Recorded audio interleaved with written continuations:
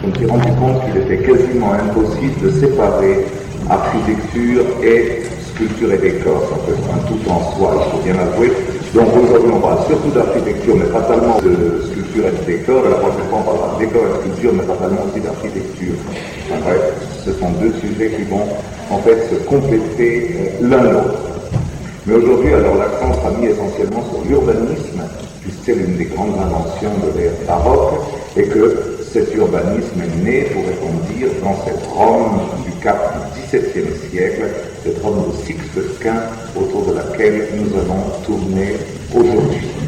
Mais d'abord, il faut que vous voyez l'œuvre du jour. Alors tout le monde connaît. Bien sûr, c'est un détail, vous en verrez plus et davantage dans un moment, parce qu'on y reviendra et on en reparlera.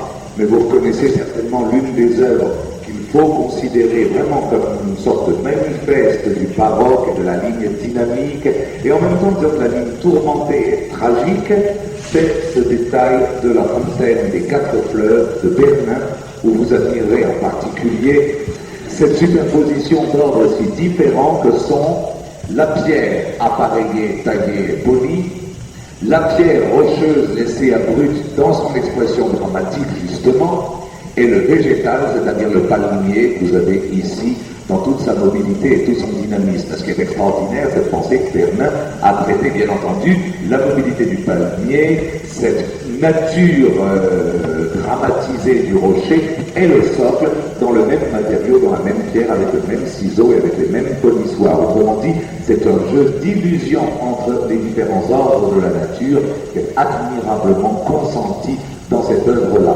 Et nous aurons l'occasion de voir tout au long de ce semestre combien cette superposition des ordres, cette superposition des matières, cette superposition même des polis et des veloutés, si vous voulez, a passionné les créateurs du baroque.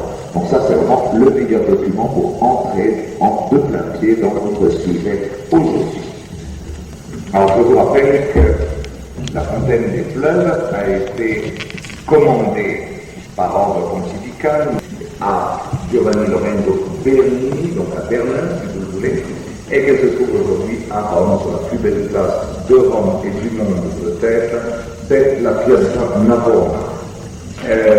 L'œuvre a été dévoilée, a été inaugurée en 1659. Et j'ai pensé, quoi que ce soit plus tout à fait mon habitude, mais j'ai pensé que c'était pas mal de voir ce qui se passait un peu dans le monde le jour où on inaugurait la fontaine des fleuves de Bernin. Alors, n'ayez crainte, on ne va pas commencer à partir pour la Chine, pour l'Inde et les gens qu'on s'est juré. Simplement, on va voir ce que dans notre bonne Europe, il était en train de se passer.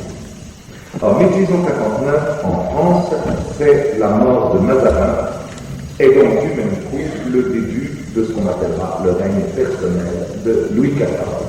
Avec ce premier coup d'éclat que fera le jeune roi, ce sera de disgracier Fouquet, dont le luxe, l'opulence et fatalement les malversations choquent le roi. Remarquez que le jeune roi y apprendra beaucoup et saura devenir le maître de son maître quelques années plus tard, mais ça, c'est une autre histoire. Donc, exige Fouquet et la splendeur de Vaux-le-Vicomte et entre au conseil, pas tout à fait à sa place, mais comme figure dominante du règne, ce Colbert qui accompagnera le roi dans l'essentiel de sa carrière. Donc, pour la France, 1859, c'est un moment de mutation d'une importance capitale. L'influence italienne de Mazarin disparaît pour que le parti français de Colbert triomphe et surtout, le jeune roi prend positivement le pouvoir. Et donc, c'est une date charnière pour la France. Bien. C'est une date charnière aussi pour l'Angleterre, curieusement, puisque c'est aussi une mort importantissime qui va amener une nouvelle page de l'histoire des Cromwell qui disparaissent. Donc, vous voyez, la Mazarin-Cromwell, quasiment la même année et quasiment le même jour, ça c'est curieux. Mort de Cromwell donc en Angleterre et retour de Charles II à Londres. Commencera alors ce nouveau versant de l'histoire de l'Angleterre.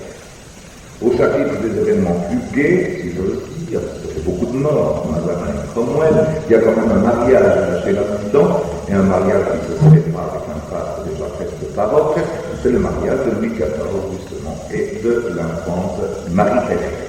Ça, c'est la page brillante. Puis une page sombre aussi, ce même Louis XIV qui vient de commencer à régner, qui vient de faire emprisonner Fouquet, qui vient d'admettre au Conseil Colbert, qui vient de se marier, donc qui a tout pour faire les choses bien et continuer, ce même Louis XIV, cette année-là, ordonne que soient brûlés les provinciales. C'est donc là un acte de désilluminisme assez étrange et impardonnable. Louis XIV, par crainte de cette révolution, se semble pour lui porter en germe les provinciales, les fait, comme vous le savez sans doute, brûler. Et puis quand même, pour vous dire juste un tout petit mot de l'Inde, il y a aussi une mort en Inde, c'est la mort de Shah Jahan, mort dans sa prison pour avoir voulu voir au courant à propos du Taj Mahal, et c'est la prise de pouvoir de son fils Aurangzeb, le dernier des grands Moghols. Au chapitre culturel, ou à la page culturelle de notre gazette, je vous rappelle qu'en 1659, Corneille présente Oedipe, j'ai oublié Oedipe, Molière présente les précieuses ridicules, et on a eu raison de ne jamais oublier les précieuses ridicules. Quant à La Fontaine, il publie aussi une œuvre qu'il faut considérer comme un manifeste du baroque, c'est l'Élégie aux nymphes de Vaux, qui est un texte dont je vous recommande la lecture pour ce prochain dimanche soir au coin du feu, parce que véritablement, dans la vision à la fois dramatique et poétique que La Fontaine donne de l'emprisonnement de Fouquet, il y a véritablement un souffle baroque qui d'habitude n'appartient pas trop au génie français d'une part, mais surtout au génie de La Fontaine. Donc vraiment un texte à lire tout particulièrement. Et à Rome, nous plantons maintenant le décor après ce bref tour d'horizon, nous sommes sous le pontificat d'Alexandre VII, qui gît, un Siennois, sur le trône de Saint-Pierre. Alors vous voyez que, en refermant cette gazette de l'Europe en 1859, nous découvrons que vraiment les mutations sont internationales. En France avec Louis XIV, en Angleterre avec Charles II, dans la culture avec les précieuses ridicules, et surtout cette élégie des nymphes de Vaux, et même, nous allons voir, à Rome avec Alexandre VII. Maintenant, la gazette est enfermée, on regarde par la fenêtre et on voit Rome s'étendre devant nous. Alors, que se passe-t-il à Rome? Comme je vous le disais à l'instant, mais pour prendre un peu plus en détail, Rome vit maintenant sous l'égide du pontificat d'Alexandre VII, dont j'ai dit tout à l'heure qu'il était né Chigi, précisons même qu'il était né Fabio Chigi, né donc à Sienne, la dernière année du XVIe siècle, en 1599. Maintenant donc, c'est un pape de 60 ans. Aujourd'hui, si vous voulez, toujours nous prenons notre histoire, c'est un pape de 60 ans, c'est donc, si j'ose dire, un jeune pape. Il a succédé depuis peu au plus irréductible des papes de la post-Renaissance, c'est Innocent X, dont j'ai eu l'occasion de vous parler. Pour la semaine passée, j'y avais fait allusion. Je vous rappelle que Innocent X demeura immortel en dépit des horreurs qu'il a commises, il demeura immortel parce qu'il a eu la chance de poser devant Velázquez, ce qui nous a valu l'un des plus beaux portraits de la tradition baroque. Si vous voulez le voir, il faut aller à Rome, comme par hasard, à la galerie Doria Pamphili. Mais vous savez que d'ici quelques semaines, nous aurons l'occasion de parler de Velázquez, et en tout cas, je vous montrerai ce portrait d'Innocent X qui nous montre l'être le plus intelligent, sans doute, mais en même temps le plus dur, le plus irréductible et le plus, rusé dans son intelligence que l'on puisse imaginer. Le regard de cet Innocent X de Velázquez est absolument insoutenable. Je vous avais cité Innocent X la semaine passée pour vous dire que c'est lui qui avait lancé la guerre du pape contre le mouvement janséniste. Eh bien, quand Innocent X meurt, le pauvre Alexandre VII doit bien continuer. Il est évident que l'infaillibilité pontificale ne peut pas souffrir qu'à un pape succède à un autre pape, mais qu'à une politique succède à une autre politique. Donc, Alexandre VII doit bien continuer ce mouvement contre le jansénisme qu'avait amorcé son prédécesseur. Or, Alexandre VII est d'une part un être savant, d'autre part, et c'est important peut-être de le dire, un être vertueux. Ça, c'est un mot qui est complètement idiot en 1985, je sais, mais j'en ai pas trouvé de meilleur, même en cette France. C'est un homme qui connaissait le poids des vertus et qui pratiquait ces vertus, mais alors au sens le plus strict du terme. Et une vertu dont il avait horreur était l'injustice. Il souffrira dans toute sa vie de cette condamnation quasi obligatoire du jansénisme qu'au fond son prédécesseur a proprement Ça lui aliénera bien entendu la gloire de Louis XIV, pourtant fils aîné de l'Église, je vous le rappelle. Louis XIV, qui n'était pas très janséniste d'âme, on le sait bien, mais Louis XIV ne tolère pas, ne supporte pas que même le pape s'immisce dans les affaires de France. Par là même, Louis XIV prendra tout prétexte, même une vague histoire d'ambassadeur vaguement insulté, il s'agissait en l'occurrence du marquis de Créqui, pour stigmatiser la papauté et surtout pour stigmatiser ce malheureux Alexandre VI. Autrement dit, un pape qui est vraiment plein du désir de bien faire et que sans cesse la politique internationale viendra comme stigmatiser. Ben, il s'en vengera en construisant sa nouvelle baroque, c'est déjà pas si mal que ça. Alors, puisque nous sommes maintenant dans cette Rome de 1659, on a lu le journal, on a ouvert la fenêtre, on va ouvrir la porte, sortir et se rendre dans une basilique. Cette basilique, c'est Sainte-Marie Majeure. Vous allez dire que c'est pas très baroque, je suis d'accord avec vous, c'est pas du tout baroque même. C'est l'admirable maître de la fin du XIIe et du début du XIIIe siècle devant vous, avec son superbe cycle de mosaïque, un somptueux plafond Renaissance qui est presque encore neuf en cette année 1659 où nous nous trouvons maintenant, et puis surtout en s'approchant de l'autel, de fabuleuses mosaïques de ce style qu'on appelle le deutéro byzantin.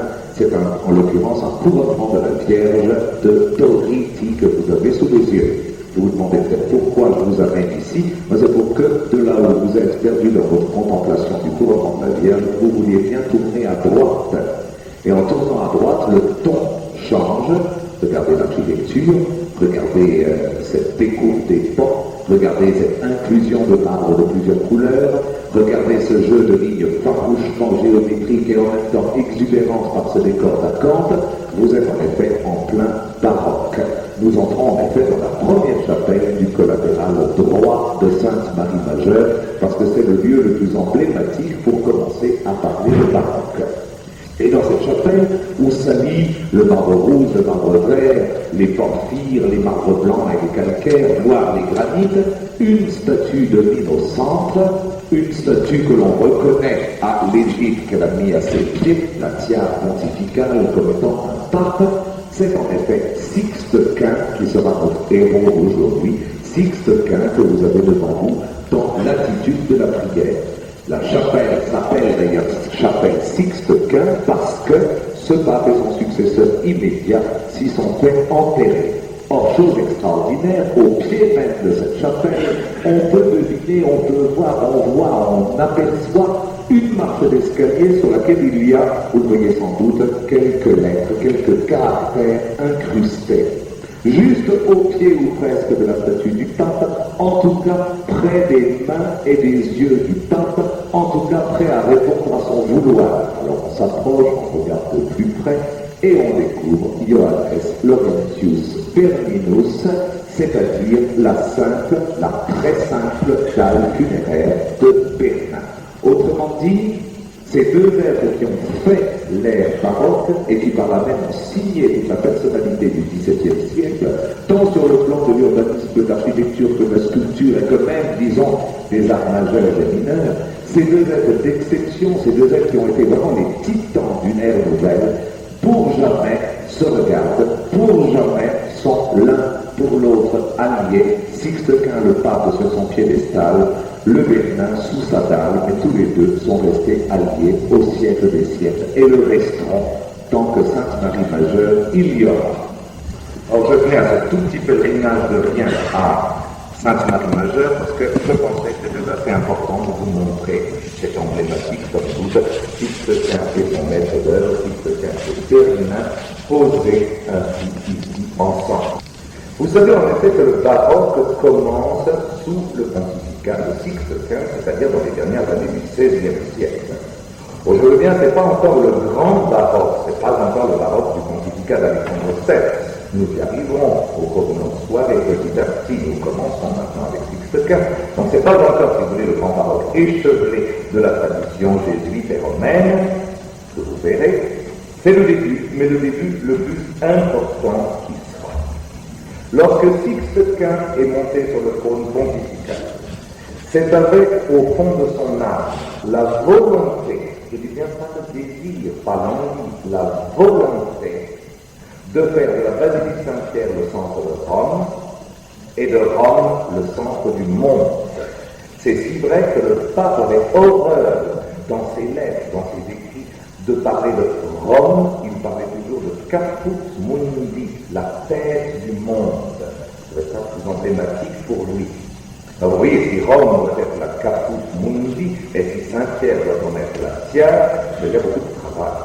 Il y a beaucoup de travail parce que je vous rappelle qu'à la fin du XVIe siècle, Rome est l'une des villes qui sont les plus anarchiques qui soient. Rome est antique, haut moyenâgeuse, barbaresque, moyenâgeuse, renaissante et maniériste. On a construit à droite, on a construit à gauche, on a percé des espaces, on les a finis en queue de poisson, en cul-de-sac. C'est une ville extrêmement anarchique sur le plan même de l'urbanisme.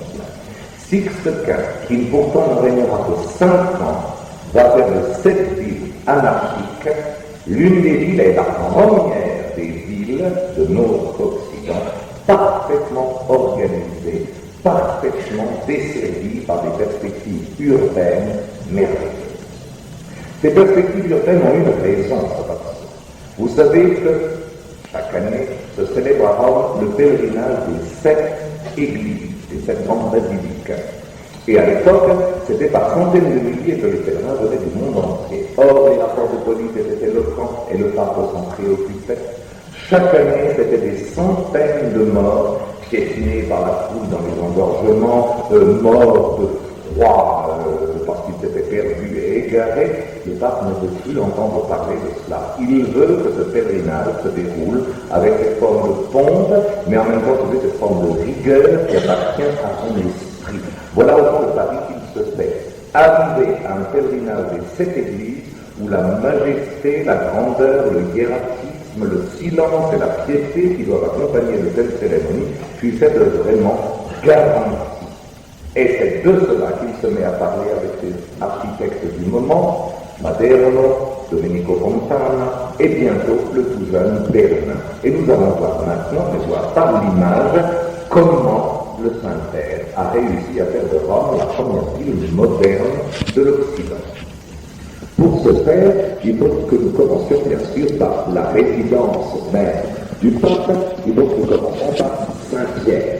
Bon, il est évident que j'aimerais mieux vous présenter un document qui soit aussi anachronique, car il est évident que vous devriez avoir l'immense masse de la basilique ici, mais pas encore, pour quelques minutes encore, ce qu'est la plus fabuleuse place, le plus fabuleux parvis de l'histoire de la chrétienté, l'immense colonnade de Bernin. Et ça, c'est la Caput Mundi, la tête des têtes du monde. C'est donc l'Église par excellence. Le pape la veut et l'a voulu grandissime, comme est grandissime la cause même de Saint-Pierre et par là même la cause de la papauté. Donc lui, et il lèguera cela à ses successeurs, lui et ses successeurs donc, dépenseront sans compter pour que Saint-Pierre soit emblématiquement le plus fabuleux temple qui soit. Premier détail ici, la chair de Saint-Pierre avec sa gloire de bronze doré sur vitrail d'albâtre que le Bernin signera, mais bien des années plus tard. Deuxième détail, dans l'axe de la chair de Saint-Pierre, le baldaquin de bronze que Bernin élèvera avec les marbres du Portéon, car vous savez qu'il a fallu voler tous les marbres du Portéon pour réaliser cette œuvre colossale qu'est le baldaquin. Donc nous avons la chair de Saint-Pierre, puis dans l'axe de Zantec, nous avons le baldaquin, puis nous avons enfin la grande nef qui nous amène toujours dans l'axe au Temple Vie. Si je ne craignais pas d'être complètement anachronique, je vous dirais que Sixte Quint a dans l'âme quelque chose d'un grand prêtre égyptien, si vous voulez. Aucun pontife chrétien jusqu'alors n'a autant voulu affirmer l'axe, nous avons eu l'occasion de voir il y a ça quelques semaines qu'il était une notion tellement fondamentalement égyptienne, mais donc elle devient maintenant une notion baroque aussi, l'axe qui mène de la tête du monde aux fidèles. Regardez ce document, je le trouve extrêmement probant. nous sommes à peu près à la hauteur de la chaire de Saint-Pierre, au centre de la coupole se trouve le baldaquin, puis vous avez le grand déploiement de la nef, puis vous avez l'immense déploiement du parvis, puis vous avez la via de la conciliation et la voie de conciliation qui amène jusqu'au Tibre. Voilà donc cet espace absolument extraordinaire, absolument sans répondant, que Sixte Quint rêvait, et pourront lui, mais surtout ses successeurs, petit à petit réussiront à architecturer avec des maîtres d'œuvre aussi exceptionnels que l'était le Bernin. Alors, puisque nous parlons du Bernin, et puisque tout à l'heure je prononçais le nom de Fontana, voyons maintenant sur ce plan urbanistique ce qu'ils ont fait. Le pape exigeait donc que Rome soit percée, et il l'a bien dit, percée sans pitié pour que l'articulation de la ville soit évidente. Donc, Dominique Fontana d'abord, puis il nous lèguera les dossiers Bernin, Maderne et beaucoup d'autres ensuite, entreprendront ce travail fabuleux. Sixte Quint a pris une carte de Rome et il a tracé dessus à la plume ce qu'il voulait que l'on coupe, ce qu'il voulait que l'on perce. C'est pas très loin de ce qu'a fait Haussmann à Paris au 19e. C'est simplement un peu plus réussi, voilà la différence. Mais enfin, comme vouloir, c'est pas très loin de cela, parce que je répète, et il faut que vous le sachiez, c'est sans concession que les rues passeront où le pape a voulu qu'elles passent. Qu'elles passent dans des quartiers populaires et qu'on doit chasser les gens, aucune importance. Mais qu'on parle dans le jardin d'une famille princière, voire même dans une légation étrangère, pas d'importance non plus. Le pape l'a voulu, le pape est infaillible. Et ainsi, semaine après semaine, mois après mois, année après année, apparaît cette immense articulation de Rome, dont aujourd'hui encore d'ailleurs les Romains bénéficient, parce qu'après tout, c'est la Rome moderne que Sixte Quint a fait naître. Je pense que vous avez Rome assez en tête et dans l'œil pour que je puisse vous dire que, premier axe, le pape a voulu une rue qui traverse Rome de bout en bout, de la place où se réunissent des centaines de milliers de fidèles pour le pèlerinage de cette église, jusqu'à la place où finit la procession, à savoir de Sainte-Marie du Peuple jusqu'à Santa Croce in Jérusalem. C'est vraiment la traversée du Grand Rome.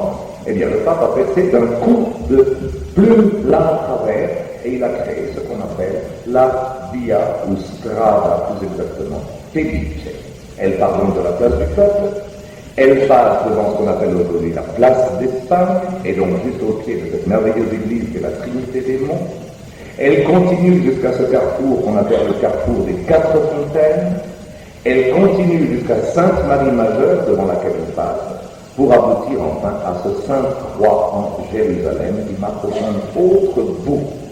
Et comme si ça ne suffisait pas déjà de percer un axe à travers tout Rome, le pape en perce un perpendiculaire d'un deuxième coup de plume. Ce sera la Via Gregoriana.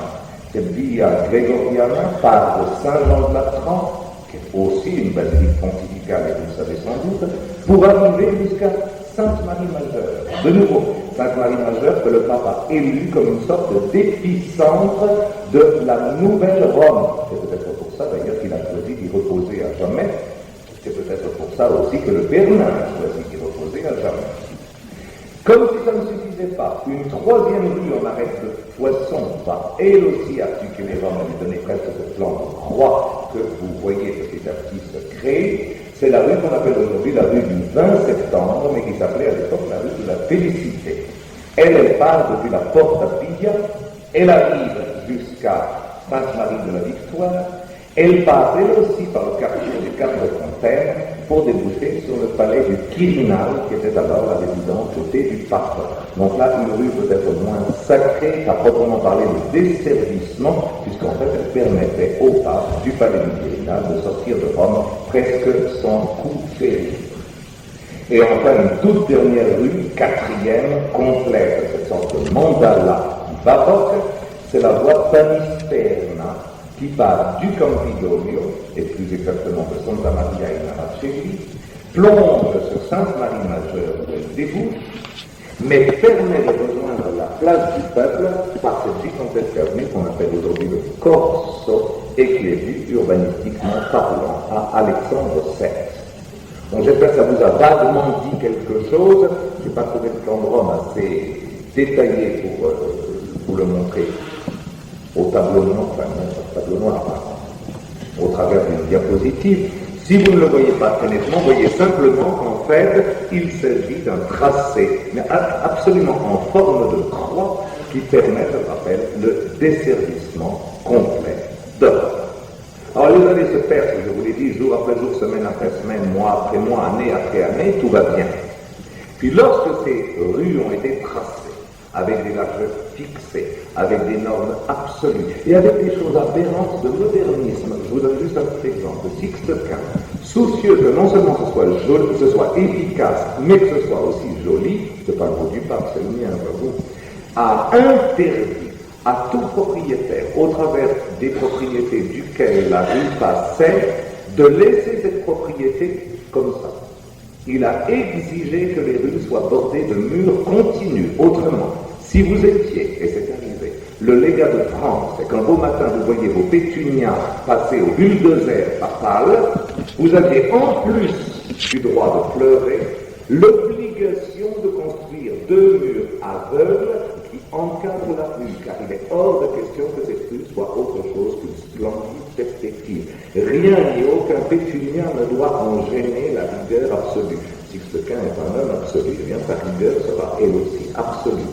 Donc véritablement, ce serait impensable aujourd'hui, on va jusqu'à obliger les pauvres propriétaires expropriés, et naturellement sans la moindre décompensation, on va jusqu'à exiger de la mise en frais de murs pour fermer les propres blessures qu'on fait dans leur propre terre.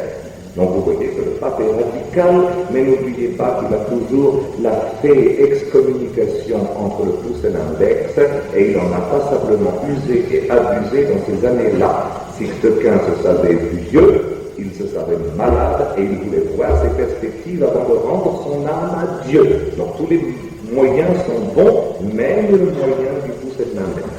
Autrement dit, tout le monde s'y est mis, et bel et bien, le pape a pu voir se percer ces fameuses avenues. Puis s'est posé un grave problème. Ces avenues aveugles et gigantesques, ces avenues qui perçaient Rome de part en part, étaient inhumaines. Inhumaines parce qu'elles avaient des perspectives tellement grandioses. Bon, je vous dis que depuis on a eu les boulevards de Los Angeles, mais à l'époque pas, n'est-ce pas? On n'avait jamais vu des rues si longues et si droites. Donc, ces avenues étaient inhumaines sur le plan perspectival.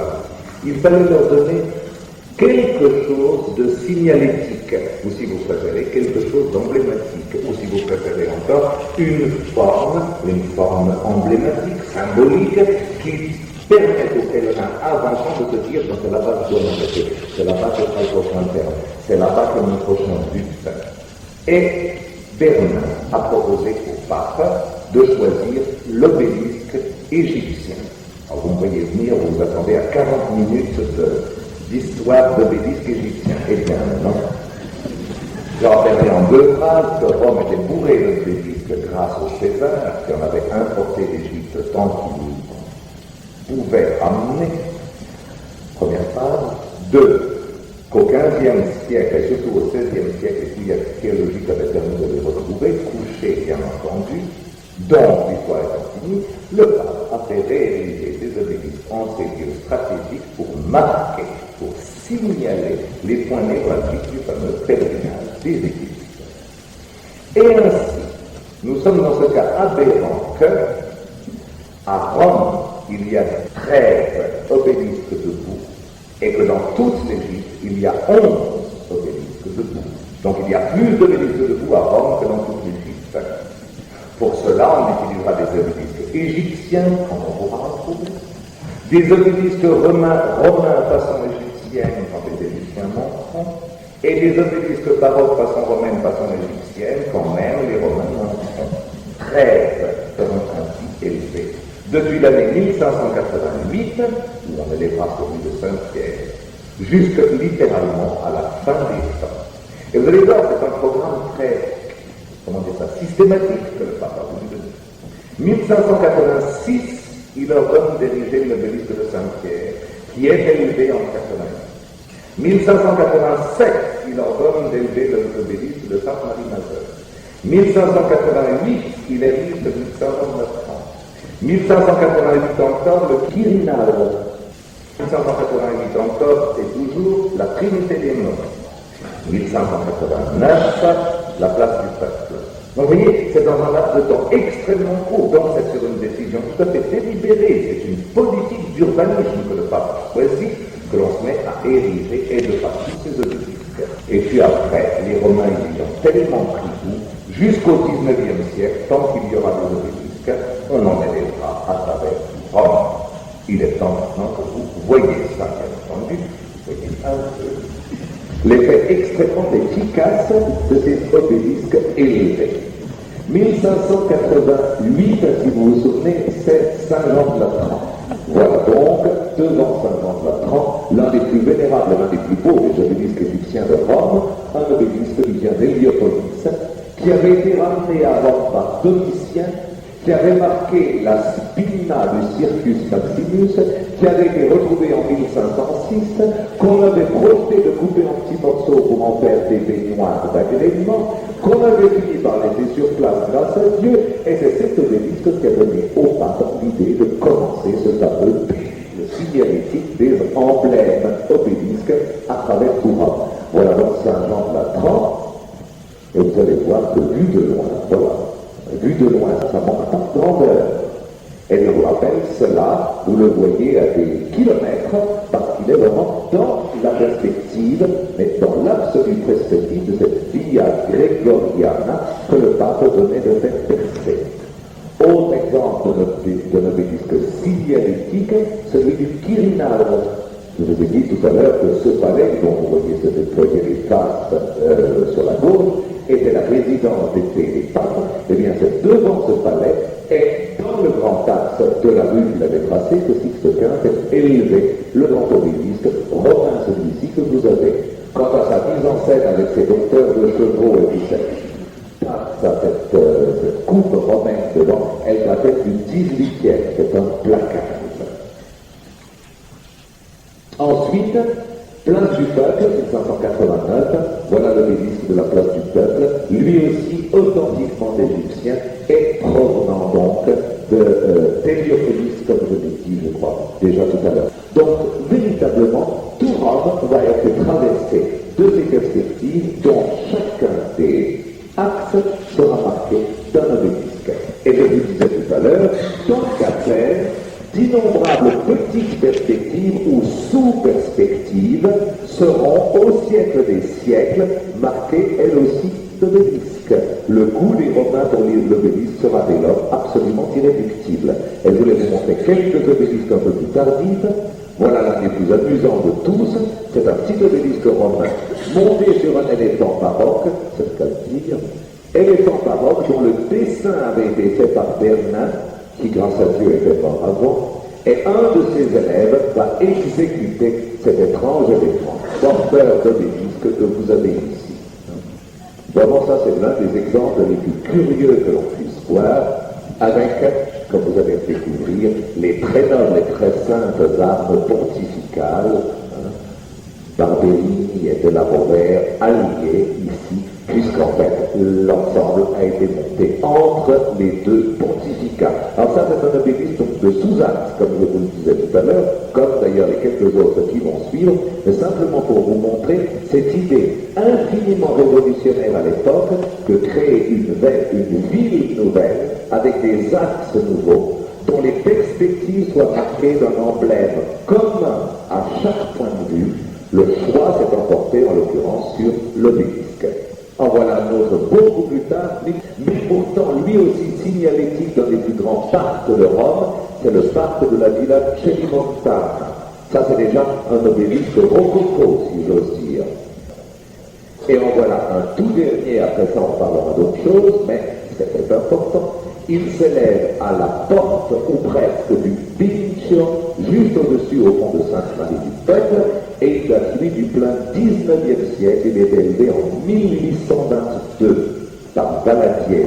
En l'occurrence, c'est un des obélisques en soi-même les plus intéressants qui soient, puisque c'est un obélisque romain, mais comportant pourtant des hiéroglyphes égyptiens parfaitement traduisibles, c'est l'hymne funéraire d'Antinous, rédigé par Adrien et traduit en langue égyptienne, semble-t-il, dans la ville de Antinoé. C'est une des curiosités égyptologiques de Rome, parmi les plus curieuses qui soient. Donc, première des choses, et vraiment, elle est capitale, l'articulation de Rome et la percée de Rome, et surtout cette signalisation, comme tu disais, je trouve absolument extraordinaire, cette signalisation des perspectives pour donner échelle aux différentes allées, au moyen de ces obélisques égyptiens. Alors, il y en a, comme je dit tout à l'heure, 13 élevés à l'heure actuelle, mais un demeure, et de loin, et de tous, le plus beau. Nous allons repartir tout de suite, C'est celui de la Piazza Navona. Alors, il faut que je vous montre maintenant le mieux mis en scène et le plus beau de tous les obélisques de Rome. Tout le monde connaît Piazza Navona, avec en son beau centre une église qui n'est peut-être pas la plus grande réussite de l'un des plus grands architectes du baroque, cependant, c'est Sainte Agnès de Borromini. Donc vous savez que cette église de Borromini a été en fait exécutée pour une grosse œuvre par ses successeurs. Eh bien, devant cette église, et regardez comme c'est curieux, Bernin a fait élever cet obélisque. Je dis comme c'est curieux parce que l'église de Borromini, comme tous ces monuments, nous apprendrons à le voir, est entièrement basée sur un jeu de courbes concaves convexes, dont la dynamique se reprend et par là même crée une sorte de rythme extrêmement musical, pourrait-on dire. Il fallait donc être infiniment culotté, ou alors s'appeler le Bernin, pour mettre une aiguille de granit juste en face de ce jeu de courbes, c'est-à-dire l'irréductible ligne droite, juste en face de cette symphonie de courbes. Et voilà ce que ça a donné.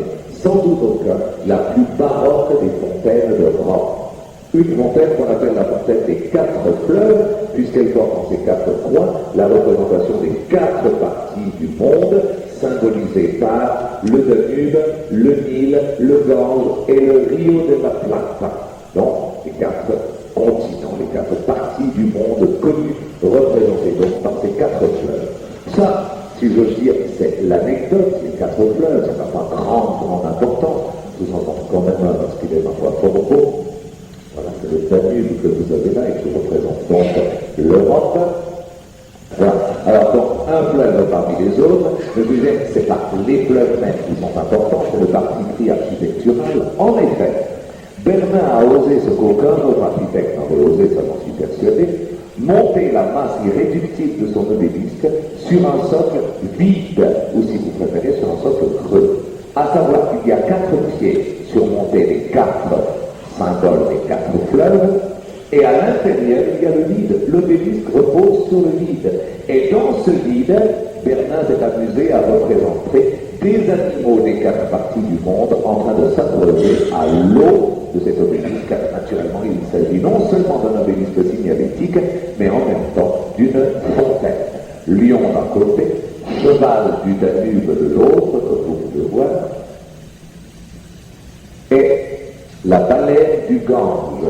Personne ne savait pas qu'il y avait des baleines dans le Gange, mais Bernin semble l'avoir su assez pour le représenter ici. Alors donc, la percée de ces grandes allées amènera une première forme de structuration par le pied des obélisques. Maintenant existent les obélisques, nous passons plus loin. Deuxième ordre pontifical.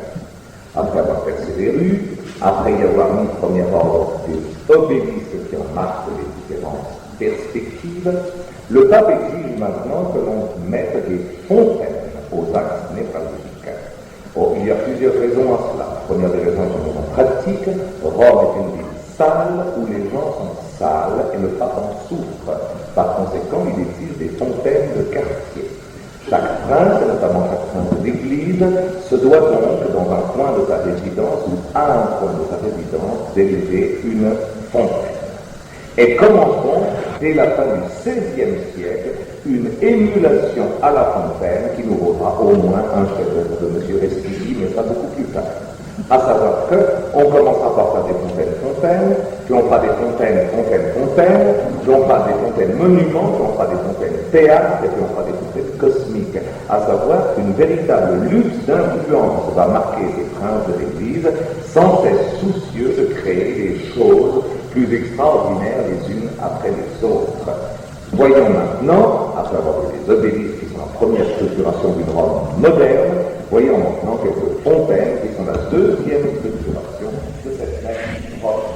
Alors, ça commence, je vous l'ai dit, à la fin du XVIe siècle, 1599, et c'est pas un prince de l'Église, c'est les bourgeois du quartier qui offrent à ce tout nouveau carrefour qu'on appelle aujourd'hui le carrefour des quatre fontaines, quatre fontaines justement pour marquer les quatre points du carrefour. C'est aussi simple que ça, mais c'est la première fontaine d'esprit baroque de Rome, en ceci qu'elle est la première à répondre aux exigences de Sixte Quint. Après l'emblématisme des obélisques, le caractère à la fois pratique et somptuaire des fontaines. Première donc des fontaines ici. Puis elles se multiplieront, comme vous le savez, et Bernin en sera sans doute aucun le grand maître, avec l'une des plus belles fontaines jamais créées, la fontaine du Triton, qui, comme par hasard, s'élève aujourd'hui sur la place du Triton. Je dois dire que c'est un peu exprès que vous amène cette diapo dégoûtante, en ceci que, à l'époque, la fontaine se dressait sur un champ de végétation, puisque commençait là le bois des Doria Pamphili, mais aujourd'hui et depuis le 19e siècle, le pauvre Triton est absolument asphyxié par les gaz de voiture, ce qui fait qu'on a beaucoup de mal à essayer de rendre l'impression de ce qu'il était. Mais je crois presque ce qui est arrivé dans ce document-ci, voilà. Lorsqu'on se met quasiment à plat ventre, alors on voit ce Triton se dresser dans cette étrange majesté. Donc voilà cette fontaine du Triton qui, je vous rappelle, à l'époque, et pour marquer la grandeur des Doria qui l'ont offert, se dressait devant le cadre de verdure de leur propriété. Et là déjà, Bernin marquait cet étonnant sens de la pierre pseudo-brute et pseudo-sauvage qui est le sien.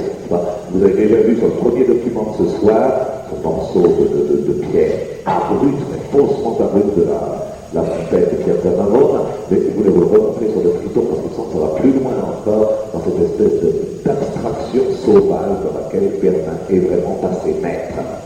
Alors, la première fontaine, les Quattrofontane, marquait, disons, le début de l'ordre pontifical. La fontaine du Triton marque la suite avec ses grandes familles, dont les Doria qui se mettent à l'œuvre. Et la dernière fontaine, qui date du XVIIIe siècle, et que naturellement je ne pouvais situer que là, la dernière fontaine marque au fond la fin du match. Je vous ai dit, ça a fini par devenir une sorte de match d'émulation entre les princes de Rome. Eh bien, celui qui remportera la victoire sera un Costanti, à la fin de l'époque baroque, et même au début de l'époque rococo, puisque cette œuvre-là date, je répète, de 1726, elle est signée par un sculpteur qui vaut ce qu'il vaut, c'est M. Salvi. C'est franchement pas génial, la fontaine même n'est peut-être pas géniale, elle est grande, elle n'est même pas géniale, et je crois qu'on l'oublierait un peu s'il n'y avait pas tant de pièces de monnaie à y rappeler tous les soirs, et toujours l'espoir d'y voir Madame Anita Ekberg à la tombée de la nuit. Voilà donc quand même cette étourdissante fontaine de Trévi qui nous présente donc l'océan lui-même avançant dans Rome pour apporter le bénéfice de son eau. Et comme M. Salvi est un homme qui savait regarder autour de lui, il a imité de Bernin les rochers tempétueux pour y appuyer la façade même du palais. Et cela, disons-le bien, avec un sens scénique qui est remarquable. Au fond, mon seul observateur, la fontaine de Trévi, mon seul regret, c'est que ce ne soit pas Bernin qui l'ait construit un siècle auparavant. Enfin, je ne peux pas tout avoir. Première chose donc, les obélisques. Deuxième chose donc, les fontaines. Troisième chose, les ponts. Car en effet, il était important pour Sixte Quint affirmer l'axe qui amène jusqu'au Tibre. Au-delà du château Saint-Ange, et vous avez là l'une des œuvres premières du Bernin. Voilà surtout un détail de ces anges de la Passion. Ça, c'est aussi une image du baroque rock parmi, me semble-t-il, les plus convaincants du soit. Donc vous voyez, ces quelques minutes que nous avons passées particulièrement Rome, c'est rapide, disons-le bien, était censé vous montrer, donc la sagesse ça prendra tout autre chose, était censé vous montrer l'énorme travail entrepris par Sixte Quint et bien sûr continué par ses successeurs. Percer les grandes avenues, Strada Felice, Via Gregoriana, etc., etc., Via Berna par exemple. 2. avoir le souci d'en référer les moments névralgiques au moyen de ces tableaux obélisques. 3. Créer des fontaines qui permettent le desservissement même de Rome et une vie urbaine à fond moderne. Et 4. Créer des ponts qui permettent le passage d'une ville à l'autre. Franchement, ça ne s'était jamais fait jusqu'alors, et ça ne se fera peut-être jamais plus avec une telle envergure et un tel sens de la volonté avant le Paris de Haussmann, et pour de toutes autres raisons essentiellement spéculatives sous Haussmann, comme nous le savons tous. Donc vraiment, la création de la Capus Mundi par Sixte Quint est certainement l'acte baroque le plus absolu que l'on puisse imaginer. Cela dit, nous passons un peu plus loin. Le long de ces rues nouvellement percées, le long de ces axes nouvellement creusés, vont s'élever des églises, d'innombrables églises. Les 7 églises du pèlerinage, bien entendu qu'elles existent déjà. On va les amender, les embellir, les plaquer de marbre, les changer de sculpture, nous verrons ça semaine après semaine. Mais on va surtout en créer de nouvelles, car il est évident que lorsqu'on fait un axe tout droit, boum, comme ça, il ne va pas desservir les églises paroissiales des quartiers de Rome, ce serait quand même trop beau. Donc il faudra ces églises-là les déplacer pour les mettre au bord de l'axe. D'où la création, le long de ces fameuses avenues, des grandes églises baroques. J'ai toujours été frappé lorsque je visitais Rome, et surtout lorsque je faisais visiter Rome, qui m'arrive quand même de temps en temps, ça m'avait arrivé encore avant-hier, voyez-vous. Ce qui m'a toujours frappé, donc, c'est cette constatation que font la plupart des gens. Mais au fond, pourquoi est-ce qu'en période baroque, on a toujours construit les églises au bord des rues? Tout simplement parce qu'on ne voit pas comment on aurait fait autrement. Les rues venant d'être percées, on les articule au moyen des églises. Et on n'a pas, comme à Florence par exemple, ces églises merveilleuses sur le dégagement d'une petite place, ou comme à Sienne encore, si vous le préférez. À Rome, c'est toujours le desservissement le long de la rue pour permettre le fameux station du pèlerinage des églises. Donc les églises sont véritablement urbaines dans la Rome de Sixte Quint. Ce ne sont plus les églises confidentielles de la Toscane maniériste ou renaissance, ce sont vraiment des églises de service urbain. Et on en construira, comme vous le savez peut-être, 749 en un siècle. C'est vous dire vraiment l'élan de construction qui va marquer cette période qu'on appelle un peu simplement peut-être la période contre-réforme. Alors aujourd'hui, je ne vais pas vous présenter les 700 et quelques églises de Rome. D'ailleurs, mardi prochain, non plus, rassurez-vous. Je vais essayer aujourd'hui de vous montrer un peu l'esprit de ces églises. Il nous reste en gros une demi-heure. J'aimerais, en cette demi-heure, essayer de vous caractériser l'esprit de l'architecture baroque. Et c'est ça que nous reprendrons la semaine prochaine, bien après. Pour ceux d'entre vous qui avaient suivi le cours que je vais donner le semestre passé sur Renaissance des maniérismes, vous vous souvenez peut-être que l'une des œuvres qui avait le plus marqué la conscience romaine du passage Renaissance-maniérisme, l'une des œuvres qui avait eu la plus grande popularité dans toute l'Europe renaissante, avait été créée, cette œuvre, en 1499 et achevée et consacrée en 1502. C'est un tout jeune architecte qui était arrivé à Rome, qui, bien introduit, avait pu être présenté au Saint-Père, et qui, mis à l'épreuve par le Saint-Père, s'était dépassé lui-même en créant un chef-d'œuvre absolu. Un chef-d'œuvre absolu de jeune architecte, si absolu d'ailleurs en tant que chef-d'œuvre que les peintres de l'époque l'avaient inclus dans leur composition, Pérugion et Raphaël, par exemple. Ce jeune architecte est Bramante, et cette œuvre absolue, c'est le Tempietto. Alors, je suis bien obligé, pour vous parler d'architecture baroque, de vous faire resubir, même resubir le Tempietto Bramante. J'espère qu'il vous plaît toujours. Alors, sur une des collines de Rome se dresse une église assez ingrate qu'on appelle San Pietro in Montorio. Ce San Pietro in Montorio a été élevé à l'endroit où la tradition veut que Saint-Pierre ait été martyrisé. Lorsque, par une chance extraordinaire, dans la deuxième tiers du XVe siècle, on retrouvera les preuves indéniables du martyre de Saint-Pierre, alors il sera décidé par les papes de construire là une chapelle expiatoire. Et c'est à cet instant même qu'arrive Bramante comme un point nommé, et c'est lui que l'on prendra comme architecte de ce qu'on appelle aujourd'hui le tempietto. Voilà la vue qu'on a depuis le Montorio, et voilà devant vous le tempietto de Bramante, que vous reconnaissez certainement, qui est une église chapelle expiatoire, parfaitement circulaire, et qui n'est en fait qu'un jeu de cercle parfait. Tout ici est un jeu de cercle parfait, mais répondant à un équilibre si parfait lui-même que, comme je vous l'ai dit, non seulement les architectes suiveurs de Bramante, mais même les peintres dont Raphaël et Pérugin incluront cette perfection-là dans leurs œuvres. À propos de Raphaël, je pense aux fiançailles de la Vierge de la Brera, où vraiment on a une forme d'adaptation presque conforme du tempietto de Bramante. Alors, je vous disais tout à l'heure, il faut quand même vous montrer quelques détails, que le tempietto est de structure absolument circulaire, et que, comme je vous l'ai dit tout à l'heure, tout y est circulaire. Bien entendu la coupole, mais aussi la balustrade, mais aussi l'architrave, mais aussi, et c'est encore plus important, chacun des degrés formant escalier qui permettent d'atteindre la celle-là. Donc, un jeu extraordinairement rigoureux de cercles imbriqués les uns aux autres, créant un effet dynamique qu'on pourrait presque qualifier déjà de baroque. Presque, s'il n'y avait pas cette forme, bien sûr, de rigueur renaissante. Et dans la partie souterraine se dresse une petite chapelle, se creuse une petite chapelle, dont le panneau mosaïqué a déjà été utilisé, vous vous en souvenez peut-être, la semaine passée, je vous ai déjà montré ce détail-là. Eh bien, ce jeu des cercles imbriqués les uns dans les autres va infiniment marquer les jeunes architectes du jeune baroque.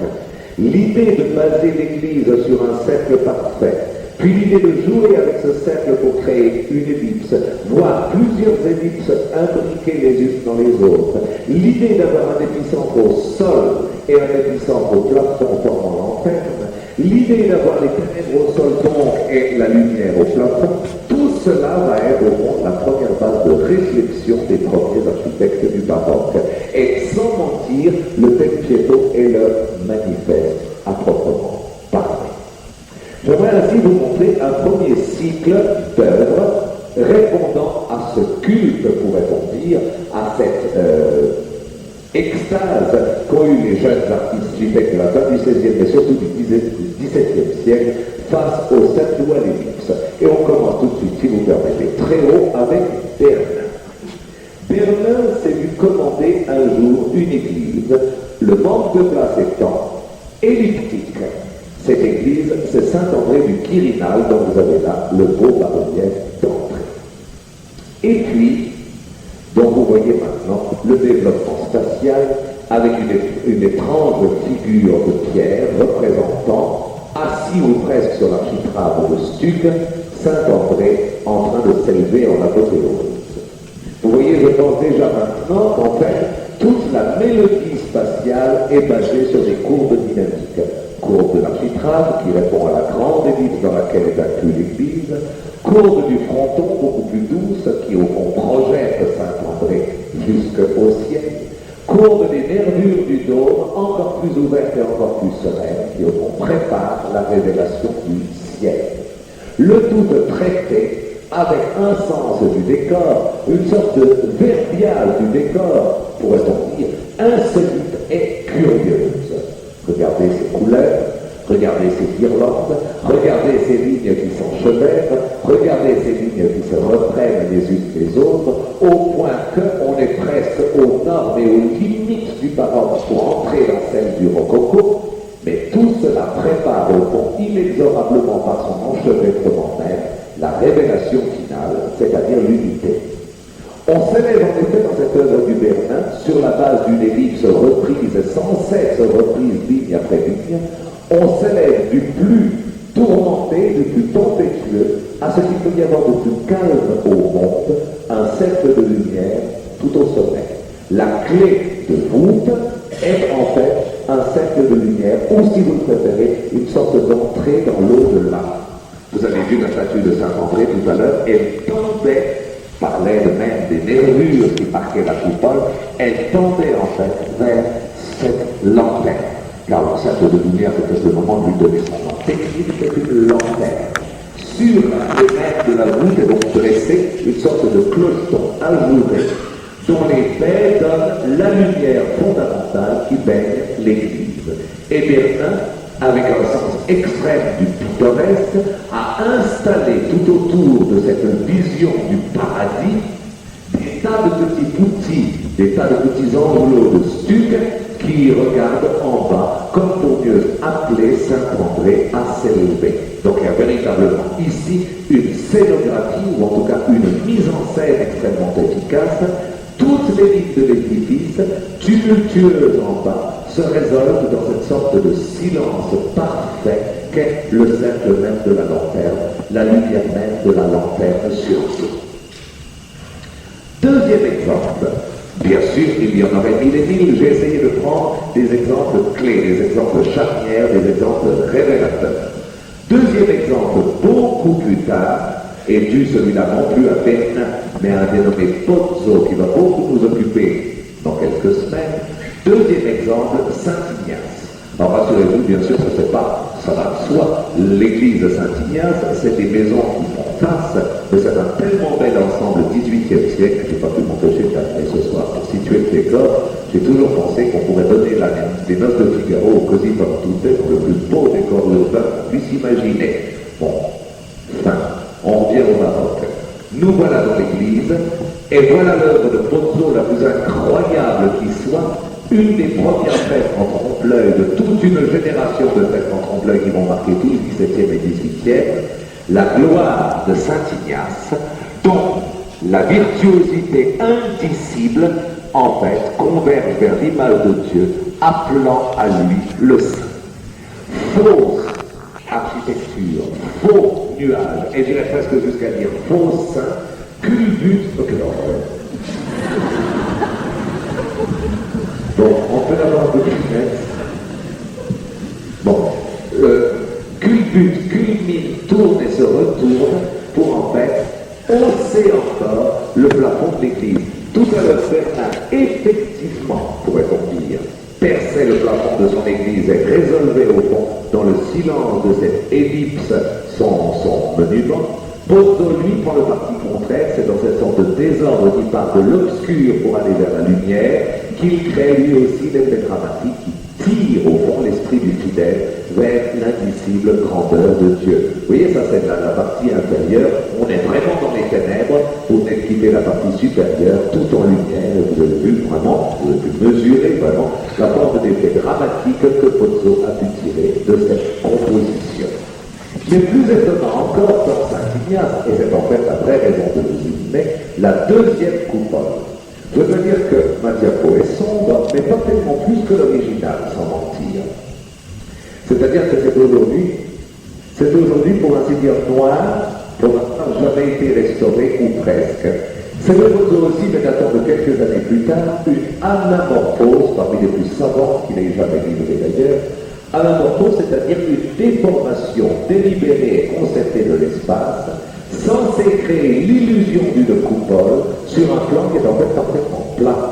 Vous croyez que c'est une coupole, en fait pas du tout. Le plan est pour ainsi dire à quelques centimètres près plat. Mais si je vous le montre, c'est déjà maintenant que cette prouesse technique qui n'appartient peut-être pas aux sources du baroque, mais au baroque consenti, c'est tout simplement pour vous montrer que dans cet exemple-là encore, toutes les lignes convergent vers ce point de lumière central qui est en fait comme la clé même de l'édifice. Autrement dit, dans ce baroque que trop souvent on croit être véhément, tourmenté, compliqué, chantourné, vitre-picoté ou que sais-je encore, au-delà même de ces vitre-picotages, vous avez l'absolue simplicité de ces nervures qui, avec une immense sérénité, je trouve, se rejoignent à cette tache de lumière qui est la clé toute de l'ensemble. Autrement dit, le baroque n'est pas si complexe que cela. J'en profite d'ailleurs pour vous montrer, voilà, conservé aujourd'hui encore au musée Barberini à Rome, à la Galerie nationale d'art ancien, l'esquisse première que Pozzo avait faite pour sa chapelle. C'est un petit tableau et au fond, la préparation pour l'œuvre qu'est la chapelle. Inutile de vous dire que quand il a passé à la réalisation, il a rendu plus compliqué et plus extraordinaire encore cette vision architecturale qui, à mon avis, est déjà absolument géniale. pour reprendre une image qui m'est chère, si je devais faire un bouquin sur le baroque, je crois bien que c'est ça que je mettrais en couverture. En ce sens, on y retrouve l'habileté non déguisée et même parfaitement consentie, mais en même temps la solidité qui appartient en propre au vrai baroque. Là, vous avez vraiment le vrai baroque dans sa plus parfaite expression. Nous avons commencé notre héritage de Brabant avec Bernard à Saint-André du Quirinal. Nous venons de continuer avec Bonzo à Saint-Ignace. Nous l'achèverons avec des disciples de Bernard, parmi lesquels un dénommé Gherardi à Sainte-Marie-Madeleine, ou si vous préférez, à la Maddalena de Rome. Un édifice qui a été commencé à la toute fin du XVIIe siècle et achevé dans le premier quart du XVIIIe. Le seul édifice rococo dit-on d'Europe. Moi je veux bien, mais je dirais plutôt le seul exemple du baroque finissant que nous puissions avoir à Rome. Et je vous le montre parce que vous allez voir que curieusement, cette idée de culminer à une lanterne seule en lumière existe encore à ce moment-là. Alors, dans un traitement de marbre et de stuc polychromé plus flou que jamais, et de bronze doré, on découvre un monde infiniment complexe. C'est si complexe que Bernard lui certainement désavoué cette œuvre-là. Oui, mais en bas, dans la zone inférieure, à savoir dans la zone des fidèles, règne une relative, et même entre certaines heures du jour, presque totale obscurité. Les stucs se dégagent à peine en fait des marbres, les figures se dessinent à peine à travers le clair obscur de l'ombre, et ces figures régnant partout, ces tableaux apparaissant partout, on tourne en fait et on contourne entre les lignes en ne sachant souvent plus très bien où on est. Par exemple, regardez le buffet d'orgue, une œuvre qui est presque bavaroise, tellement elle délire en fait dans l'ornement. Donc, et je répète bien tout cela dans la partie inférieure, dans la partie qui est la nôtre, bois, bronze, dorure, marbre polychromié, vraie pierre, fausse pierre, tant un dialogue d'une incroyable complexité. Oui, mais au sommet, exactement comme chez Brabant, exactement comme chez Bernard, exactement comme chez Pozzo, Gherardi utilise encore cette solution finale, cette sorte d'accent fort et de point d'orgue à la fois qu'est la lanterne. Et dans cette lanterne, l'avènement même du jour sur ces nuées extrêmement habilement peintes d'ailleurs en l'occurrence, donne l'impression d'unité, ou plus exactement la certitude d'unité. Le baroque, si complexe soit-il, revient toujours à l'unité d'un accent. Et je crois que c'est ça qui est tellement important. Cela est vrai dans les trois églises, ou plus exactement quatre que je viens de vous montrer, le Tempietto qui est très baroque, Saint-André du Quirinal, Saint-Ignace et Sainte-Marie-Madeleine. Mais c'est vrai aussi dans d'autres églises que j'avais envie de vous montrer en conclusion.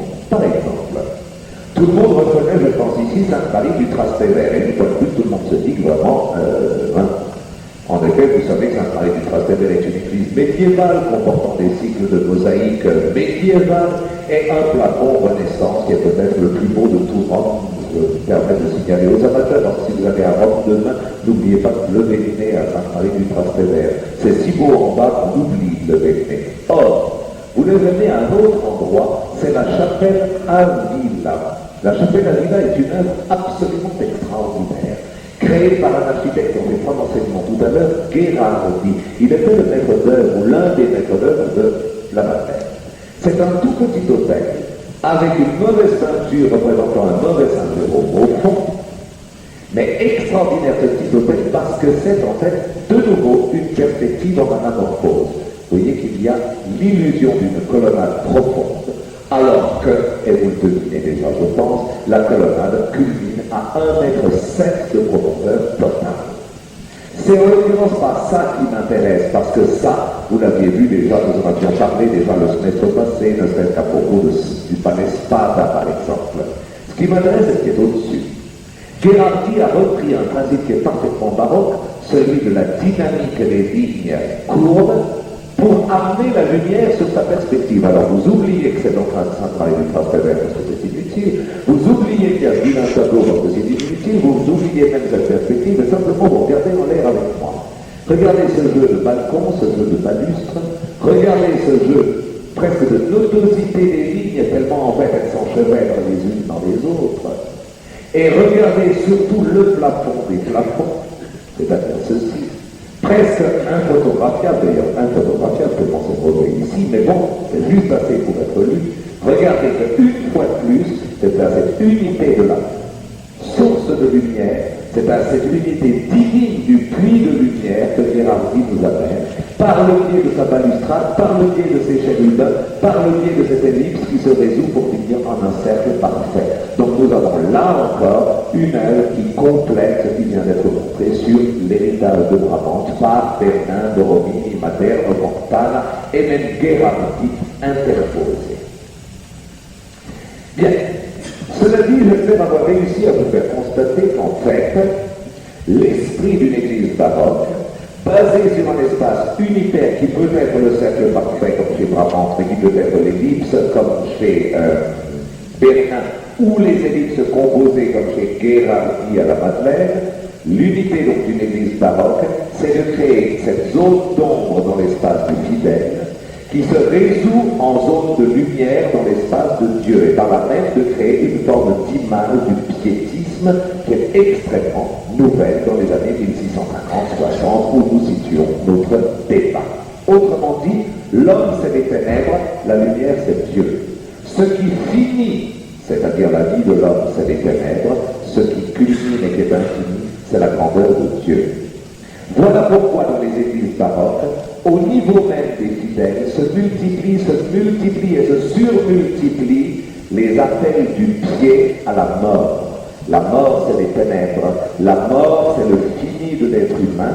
La mort, c'est en quelque sorte le monde qu'il faut avoir toujours présent à l'esprit, ne serait-ce que pour mieux le repousser en le conjurant par la lumière qui vient de Dieu.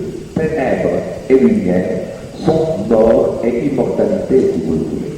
Alors je voulais emblématiser cette idée-là qui est plus presque, comment dire ça, philosophique que à proprement parler architecturale, avec un dernier petit tour dans les églises de Rome. Et nous commençons par une église qui n'a rien de baroque à première vue, et même à deuxième et même à troisième, c'est Sainte-Cécile du Trastevere, dont je vous présente ici d'abord le campanile, qui est un campanile du XIIIe siècle. Puis pour y accéder, l'admirable jardin, qui est un jardin maniériste, je n'aurais pas besoin de vous le montrer, mais je le trouve tellement beau pour pas pu m'empêcher, avec sa belle fontaine que domine un monument bien entendu romain, et avec à son intérieur alors l'apogée du baroque par le biais de cette statue que quand j'étais petit je trouvais absolument abominable et que maintenant je trouve strictement miraculeuse. Cette statue est fantastique, il n'y a pas de mots, Vous savez qu'en 1598, on a retrouvé le corps de Sainte-Cécile et on l'a retrouvé dans cette position-ci, dans un état de conservation, paraît-il, miraculeux. Mais la Sainte est tombée en poussière dès qu'au fond, elle a gagné le contact de l'air libre. Alors, sur les témoignages, le sculpteur Maderno s'est dû commander une sorte de copie archéologique du cadavre de Sainte-Cécile. Cette statue, c'est donc par excellence un chant de la mort, un chant du fini de l'être humain, un chant au fond de la petitesse de notre cause d'humain. Mais, je trouve, sculpté avec une telle dignité, sculpté avec une telle absence de théâtralité, que vraiment, je trouve, cette statue de Maderno est à mettre à l'égal des plus grands chefs-d'œuvre de Bernard. J'ose pas penser à ce qu'aurait donné cette Sainte-Cécile sculptée par M. Canova un siècle et demi plus tard. Ça aurait été effroyable, j'en suis sûr. Là, il y a encore justement toute cette dignité de la ligne qu'encore une fois, je trouve merveilleuse. Oui, mais quand on tourne autour de ce cadavre, car après tout, je le répète, c'est un cadavre de marbre qui est sur le métro-terre. Quand on tourne donc autour de ce cadavre, on découvre un spectacle relativement inquiétant. À savoir, les tombeaux de l'église, marqués d'égides représentant d'innombrables crânes. Le crâne est omniprésent. Le crâne est en fait l'une des signalétiques de l'esprit baroque les plus marquants qui soient. Vous savez sans doute que dans l'esprit de la contre-réforme, et nous aurons l'occasion de voir beaucoup plus en détail dans les semaines qui viennent, que dans l'esprit de la contre-réforme, donc, l'un des êtres, les plus représentés, l'un des êtres les plus célébrés, c'était Madeleine. La Madeleine de Repentigny. le brillant de la vie, lorsqu'elle a décidé d'abandonner ce brillant de la vie pour se donner à Dieu, elle médite. Au XVIIe siècle, Madeleine médite toujours devant un crâne. Pensez à Caravage, pensez surtout à Georges de la Tour. Le crâne est l'un des égides du XVIIe siècle les plus permanents. Non pas par une vraie morbidité, non pas du tout. Non pas par un sens du pittoresque qui est censé faire frissonner les jeunes filles, pas du tout. Mais parce que le crâne est par excellence le symbole de notre finitude, c'est-à-dire de ce que nous devons apprendre à dépasser et même à surpasser pour conquérir cette ineffable qu'est l'ineffable de la cause éternelle de Dieu. Et cela, les maîtres d'œuvre du baroque ont compris.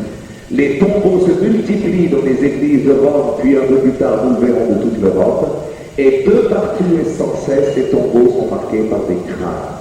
Mais des crânes qui ne sont pas des crânes pittoresques et ricanants du siècle suivant, des crânes rococo, des crânes qui sont au contraire pleins de noblesse et, j'oserais presque dire, d'ouverture d'esprit. Ce sont des crânes de dialogue, pourrait-on dire. Voilà. Nous avons vu Sainte-Cécile, ce corps de Sainte-Cécile marqué par la mort. Nous avons vu la mort chanter tout autour de la statue de Sainte-Cécile. Rendons-nous maintenant dans une autre église, Sainte-Marie du Peuple, où alors là, la collection de crânes est absolument phénoménale. On en trouve sur tous les piliers, on en trouve sur tous les pavements, on en trouve de partout, on y trouve même le plus beau. Vous allez voir dans un petit moment. C'est pas celui-là, vous en faites pas. Ça, c'est simplement une façon de vous montrer que dès la fin du XVIe et surtout au XVIIe siècle, le crâne est omniprésent. Alors attention, je ne suis pas en train de dévier complaisamment mon sujet, j'y suis en plein, car j'essayais de vous montrer tout à l'heure dans les églises que nous traversions, que l'ère baroque avait privilégié cette zone de ténèbres, qui est la zone dans laquelle est plongé le fidèle, qui est au fond la zone d'une sorte de mort purgatoire, ou en tout cas de prise de conscience de la mort purgatoire, mais que bien entendu nous tendons vers la lumière. Alors la lumière, nous la découvrirons dans un moment. Pour l'instant, nous en sommes à la mort, à la finitude et par la même au crâne. Et je vous disais, à Sainte-Marie du Peuple, en bas-relief, en haut-relief, en marbre, en bronze doré, en pierre semi-précieuse ou de toutes sortes, sculpté avec génie comme ici ou simplement gravé comme tout à l'heure, le crâne est omniprésent. La célébration du crâne est omniprésente.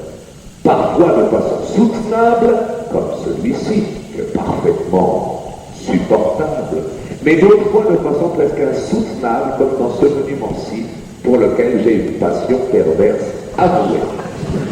En effet, à l'un des coins de Sainte-Marie Majeure, au bout de la nef du collatéral droit, se trouve ce tombeau que je trouve extraordinaire. C'est une niche creusée, fermée par une solide grille plus baroque qu'il est permis d'être baroque, regardez, avec ses champs tournés de ferronnerie, derrière laquelle se dresse un mort qui sort du tombeau puisqu'encore le suaire le recouvre. Et ce mort a une telle expression d'espoir, une telle expression de joie, une telle expression au fond. Mais ne riez pas, mais c'est vrai, c'est l'appel des trompettes du jugement dernier que le baroque a voulu nous montrer ici. Et vous allez voir quelques détails qui vous le montrent bien. Si l'expression de joie vous gêne, bon, disons une telle expression d'éveil. Alors cette fois-ci, je pense que tout le monde est d'accord. Ce mort se relève de la nuit même pour tendre à la lumière. Je crois que c'est ça qui est extrêmement important. Soit dit entre nous, d'ailleurs, il s'agit d'un travail anonyme, mais daté 1631.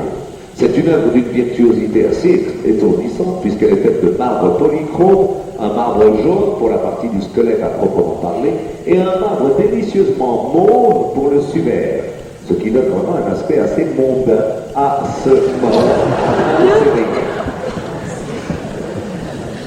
Voilà ce que j'entendais tout à l'heure par expression d'espoir. Je veux dire, le regard est tourné en haut, le regard est tourné vers l'ineffable, le regard est donc tourné vers Dieu. Je crois que c'est ça qui est très important et ça qu'il faut réaliser à proprement parler. Je veux dire, ça n'est pas un constat immobile et inerte de mort, c'est un appel aux morts de se lever pour tendre à la lumière de Dieu. Donc, autrement dit, ça n'est pas de la morbidité, c'est de l'espoir.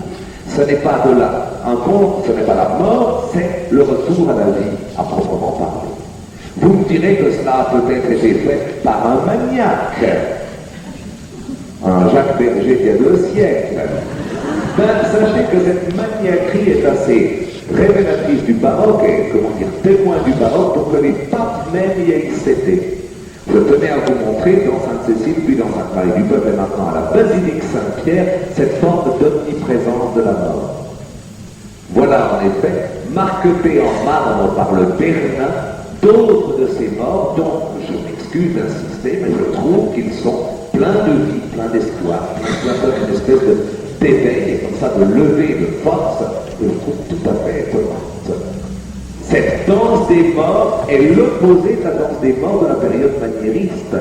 N'oubliez pas, les morts de la période maniériste, par exemple, chez un Holbein, venaient chercher les vivants pour les entraîner à l'inéluctable ténèbres, tandis que les squelettes de la période baroque se relèvent d'entre nous les vivants pour, avec nous, tendre à Dieu. Je crois que c'est ça la fondamentale et précieuse différence de l'un à l'autre. Ils reprennent vie et retrouvent en fait des gestes qui sont un peu, si j'ose dire, nos gestes. Et Bernin, je vous l'ai dit, l'a célébré de façon étourdissante avec le tombeau de celui qui a été sans doute aucun l'un de ses patrons les plus féconds, le pape Alexandre VII, qui gît, dont nous parlions au début de cette conférence. Voilà le tombeau d'Alexandre VII fait par Bernin et ses élèves dans les années, si je me souviens bien, 1658, c'est-à-dire très près de la mort de Bernin. Vous voyez que le programme est extrêmement curieux. Le Saint-Père est en haut, abîmé dans la prière.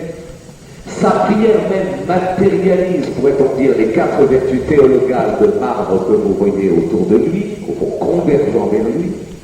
Et devant cette sorte d'apothéose, les ténèbres reprennent leur droit. Toute la draperie de marbre est complètement mise en tempête par l'arrivée d'un squelette complet, tendant un sablier, et qui vient rappeler à celui qui passe, Memento mori, souviens-toi de la mort, souviens-toi de ta mort, prends conscience de ces ténèbres et tends vers la lumière. Parce que si c'était un constat morbide et stérile, ça serait parfaitement inutile même que j'en parle. Mais c'est au contraire, et je le répète, quitte à vous faire sourire une nouvelle fois, une preuve d'amour et de foi que de se ramener aux ténèbres de la mort pour mieux en sortir et par là même arriver aux lumières de Dieu.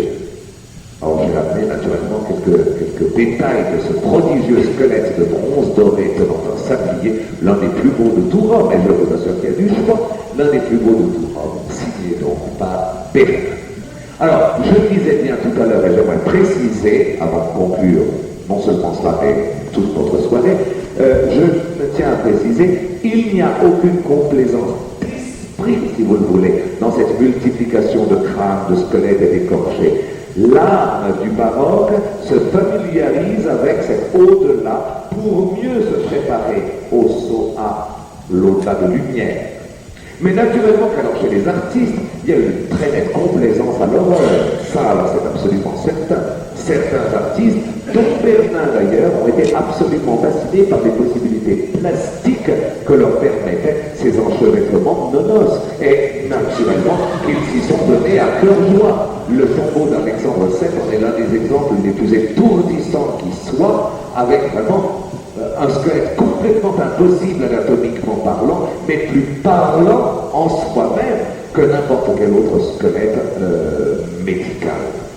Pour en finir d'ailleurs, je voulais vous montrer que si nous sommes, nous, dans la zone d'ombre, et si nous y sommes guettés par les symboles de la mort, et si nous y rencontrons nos frères, les squelettes, parce que c'est un peu ça, hein, nous voyons surgir en fait de l'indicible de la nuit, ces squelettes qui viennent nous éveiller, et par là même s'éveiller.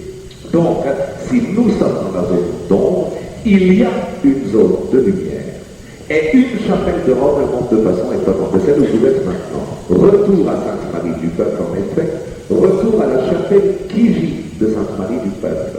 Donc, par le vouloir de Bernin, le sol est marqué d'une mosaïque représentant la mort tenant les armes qui gît, cependant qu'à la coupole, regardant la mort et par la même l'exorcisant, trône Dieu le Père et la lumière de Dieu, le vouloir de Dieu et l'appel de Dieu, lui, mosaïqué par Raphaël. Et voyez-vous, la chapelle Kijji, c'est un peu le symbole de ce que j'ai essayé de vous montrer ce soir. Ce passage de la Renaissance par Bramante au plein baroque par Bernin et Gherardi interposé, donc en même temps ce temps qui allie Raphaël à Bernin, au plafond Bernin, au plafond Raphaël, au sol Bernin, au plafond la lumière et l'espoir, Dieu et l'Empyrée, et au sol cette mort dont nous sommes, que vous le vouliez ou non, les frères. Alors aujourd'hui, j'ai essayé donc de vous montrer cette nouvelle Rome, cette nouvelle articulation de Rome, percée, création des obélisques, des fontaines, des ponts, création des églises et surtout création de cet esprit si particulier qu'est la prise de conscience d'un dualisme ombre-lumière. Et c'est exactement ce qu'en histoire de l'art, on appellera bientôt le clair-obscur. Au fond, ce soir, nous avons fait ensemble et défini ensemble une première fois le clair-obscur, en insistant bien sûr sur l'obscur dont nous sommes les frères, mais en concluant sur le clair, qui est après tout l'axe de toutes nos aspirations. J'espère que vous commencez à voir dans ce style baroque en même temps une sorte de mode de concevoir les grands mystères de la vie et du destin, parce que c'est ça qu'il faut y voir, et notamment dans cette chapelle Kijji. Et après une bonne méditation d'une semaine, nous nous retrouvons mardi prochain. Merci pour votre attention.